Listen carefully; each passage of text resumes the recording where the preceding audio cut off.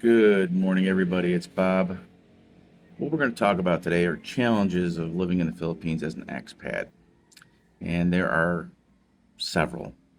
One is the main one is the language. Yes, everybody pretty much understands English here, and about 90 to 95% speak it. However, there's always that gap, and what you think you've explained well doesn't always translate well. So even like right now, the girlfriend and I, we have issues trying to communicate as far as understanding what each other is trying to say. And you will run into that. And when you first get here, it's a little frustrating. But after a while, you kind of get it and you get used to it. And you have to get into that mindset that you have to talk a little slower and that you have to explain things a little more, because if you use technical words in the English language, they're not going to understand them. They're not. Okay? So you just have to understand that. The second one I'll talk about is public transportation. There's actually, I guess you'd call it, three different modes here. The first one I'll talk about is a jeepney. The jeepneys are usually overloaded. They are built from World War II Jeeps that the Allies left behind here, stretched out and made to look kind of like buses. They break down all the time. They make unscheduled stops and turns. And they're built for Filipinos. They're not built for tall guys like me at all. And my head hits the roof, so I have to kind of lean forward. So getting around on a jeepney it's unpleasant for me.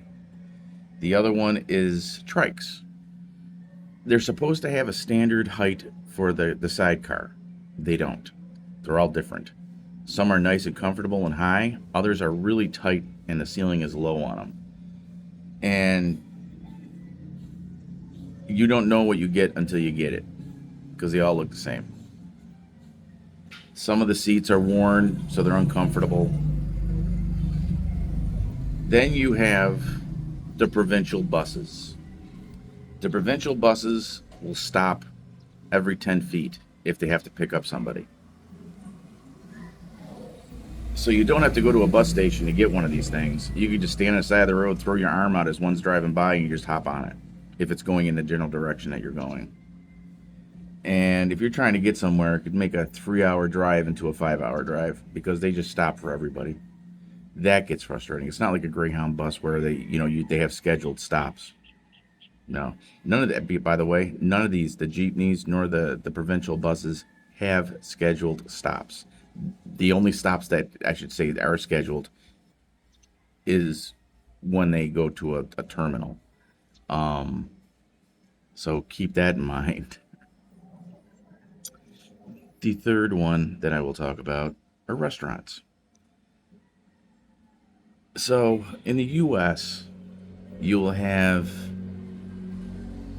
a waitress come over to you when you're at your table, make sure everything is okay. And usually before you get done eating, they'll give you the check. It doesn't work like that here. Once you order your food, you won't see them again unless you call them over to your table. And to get the check here can be a challenge. So you kind of have to be patient, and you have to stop a waitress for the check. And even after you stop the waitress for the check, it may take 20 minutes before it even gets to you. So when you go to a restaurant, don't be in a hurry to get your check. And also, if you get water in a glass, they give you like 2 or 3 ice cubes in it. That's it, which is okay. I don't mind it, but the water's not ice cold. It isn't. You'll have better luck getting a bottled water because usually they're a little colder. Yeah, so the customer service here, as far as restaurants, is a little lacking, and that's another thing that you will have to get used to. So the next one we'll talk about are bills. In the States, they come out predictably, such as water, electric, things like that. They come out pretty much in the same date every month. Not here. It varies. It's almost like they just decide, you know what, we're going to go ahead and send them a bill and just send it out. Some days it's due on the 1st, or I should say months. Some months it's due on the 25th.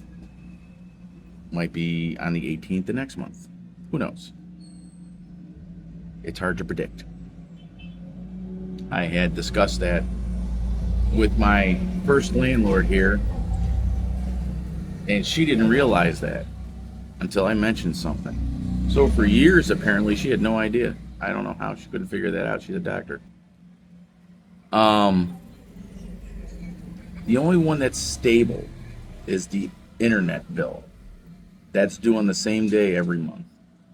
Other than that, water, electric, it just varies. You just sit around and wait and wonder when it's going to come.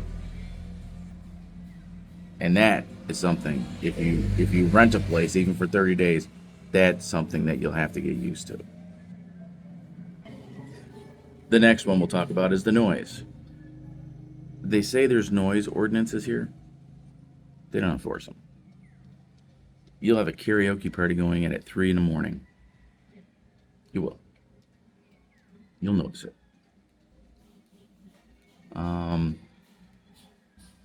Dogs barking all hours. And it's funny too because it seems like exactly at like 6 o'clock, at least at my old apartment, 6 o'clock in the morning, all the vendors are out trying to sell their stuff, ringing these bells or whatever they're ringing, going up and down the street yelling Tahoe, which is like a breakfast food, Tahoe here. Right at 6 o'clock in the morning. But we don't run into it too much here, but that other apartment, there were several properties there that would have karaoke parties. And they would go to, like I said, 2, 3 in the morning. There was a, what they call barangay here, but a town like hall behind our apartment where all the emergency vehicles were. And they would rent that hall out. And they would even give the people huge speakers to blast music, and that was right behind our apartment. I'm glad I don't have to deal with that anymore. Dealt with that for almost 2 years. But yeah, the noise here is something that you'll have to get used to. The roosters, the dogs, the karaoke, all that. That's something that you'll have to get used to. And last but not least, something you'll need to get used to is the weather. On average, the dew points here are about 80 degrees. And daytime temperatures don't ever get above 100 air temperatures. They usually get to the highest I've ever seen, at least where I'm at here, is about 95. But with a dew point of 80, it gets quite thick. And as far as rain goes, they do have like a rainy season here. And we just got through it, even though there's more rain coming in a few days. We'll probably be going through it when you see this video. It'll rain for like 5 minutes super hard, like you can't even see across the street, that hard. And then just stop. If you ever get stuck out in it, just sit underneath an awning, wait 5 minutes, it'll go away. But the heat was the big thing that I had to get used to. Well, not the heat, the humidity. And it gets thick here. And I do have air conditioning in the bedroom. I don't have it in my living area because I need to be acclimated to it when I have to go outside at some point. So I try to be used to it before I head out. So yeah, those are the things that are some of the things, not all of them, that you have to get used to when coming here to the Philippines. Um, yeah, things will usually shut down here, by the way, between 1 and like 3 because it's like the hottest part of the day, especially like in the markets. You won't see hardly anybody on the beaches at that time. Um, that sun is really strong here. So I hope everybody has a good day. And if you haven't already, like, subscribe, and hit that bell. Have a good one.